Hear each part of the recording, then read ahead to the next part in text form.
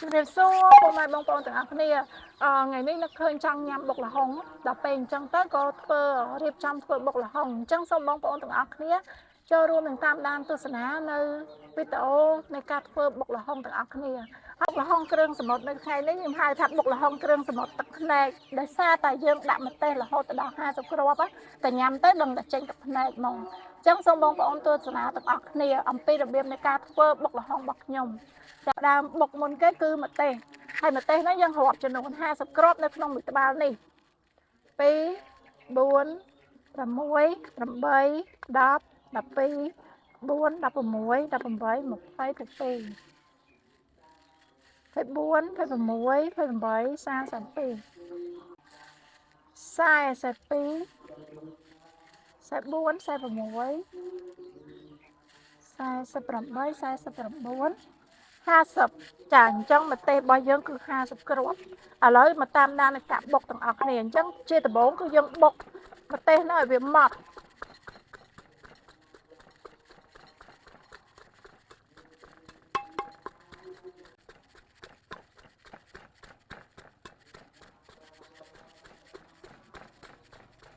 ចាអញ្ចឹងទាំងអស់នេះហើយសិតតែជាគ្រឿងបុកល្ហុងរបស់ខ្ញុំអញ្ចឹងបុកល្ហុងរបស់ខ្ញុំវាមានម្ទេសមានស្ពៃក្តោបមានការ៉ុត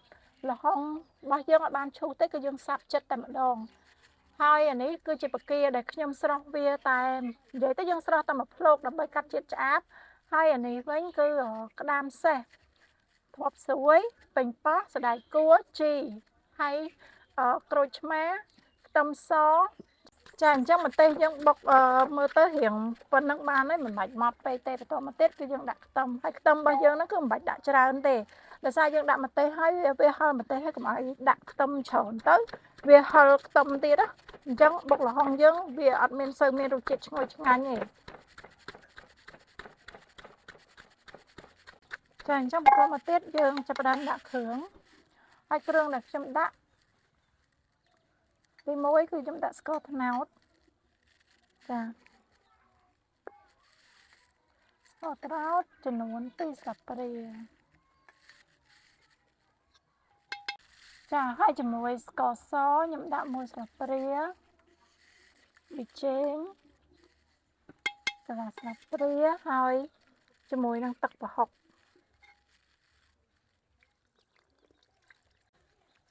ច្បល់វាចូលគ្នាវាចូលគ្រឿង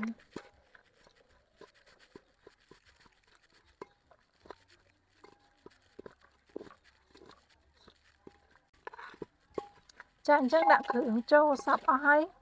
មើលទៅណាឡើងក្រហមម្ទេសមើលទៅឡើងក្រហមក៏ដឹងតែហឹលហើយញ៉ាំទៅចេញទឹកភ្នែកក៏ប៉ុណ្ណឹងដែរប៉ុណ្ណាដែរអញ្ចឹងបន្ទាប់ពីដាក់គ្រឿងហើយបន្តមកទៀតគឺយើងច្របាច់ក្រូចឆ្មាចូលបុកល្ហុងវាមានរសជាតិរៀងប្រៃផ្អែមជូរតែរសជាតិរៀងដិតតិចអាហ្នឹងមិនឆ្ងាញ់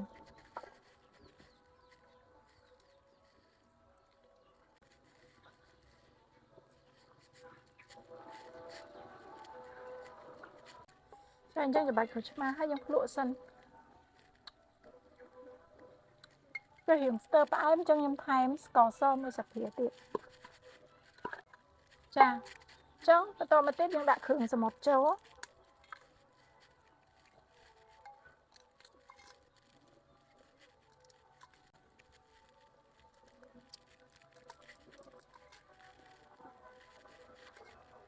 ជាតិដឹងតែឆ្ងាញ់ហ្មងព្រោះយើងដាក់ក្តាមច្រើនជាមួយនឹងផ្កា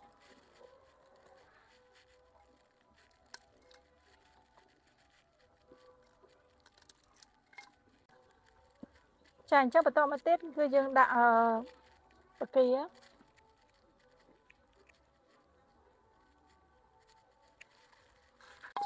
ចាយើងច្របល់វាចូលជាតិគ្រឿងចាបន្តមកទៀតយើងដាក់សណ្តែកគួរចូលទៅ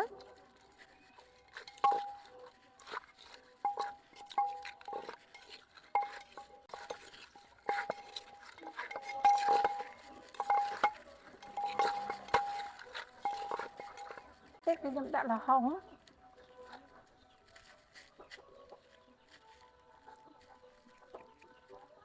ការ៉ុត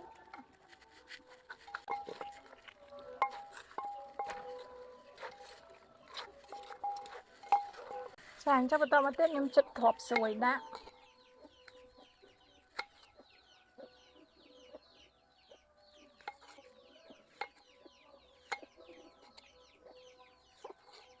ខ្ញុំហាន់ទាំងប៉ោះដាក់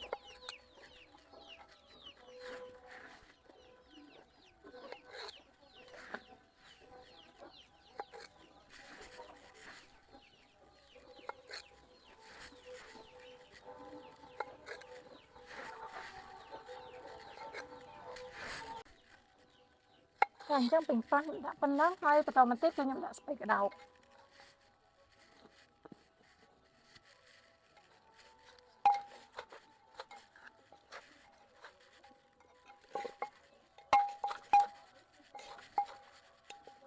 មកទៀតខ្ញុំដាក់ជី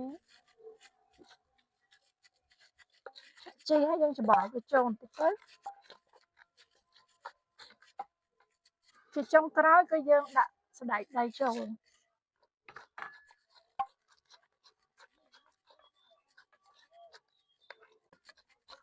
ចាអញ្ចឹងរួចរាល់ហើយ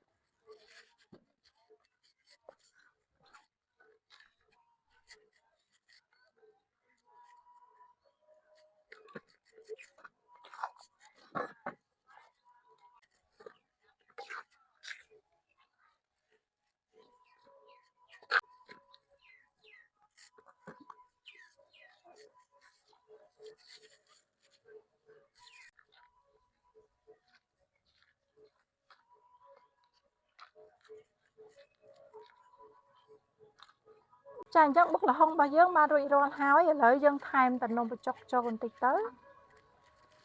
ជាការស្រេចចាអញ្ចឹងសូមបងប្អូនទាំងអស់គ្នាតាមដានការភ្លក់របស់នាងខ្ញុំទាំងអស់គ្នាចា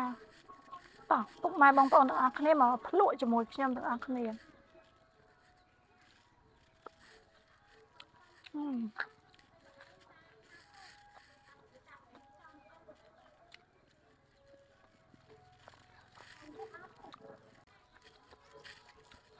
ឆ្ងាញ់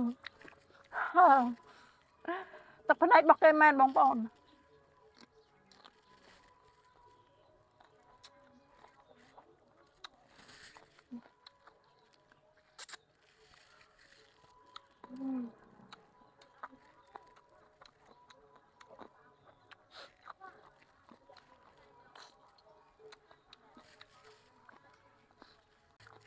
ចាចឹងបងប្អូនទាំងអស់គ្នាមើលមកទេសនៅលើបុកល្ហុងនេះបងប្អូនក៏ដឹងថាហឹលប៉ុណ្ណាដែរទឹកភ្នែកប៉ុណ្ណាដែរទឹកភ្នែកមកបន្សាវាឆ្ងាញ់អញ្ចឹងចូលទឹកភ្នែកប៉ុណ្ណាក៏ដែរក៏ត្រូវតែទ្រាំញ៉ាំទៅអស់ដែរនេះចាអត់ថាមកទេសយើងមិនតិចទេគឺឆោនខ្លាំងដល់50គ្រាប់ហើយរឿងអីយើងមិនហើយ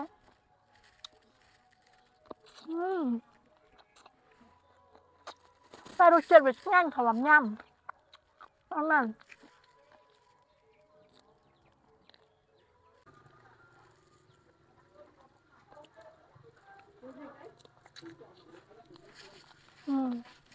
ចា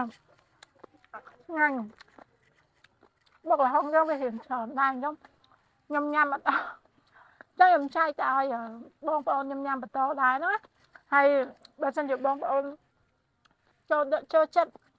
តាមដានទស្សនាវីដេអូរបស់នាងខ្ញុំសូមជួយចុច like និង subscribe channel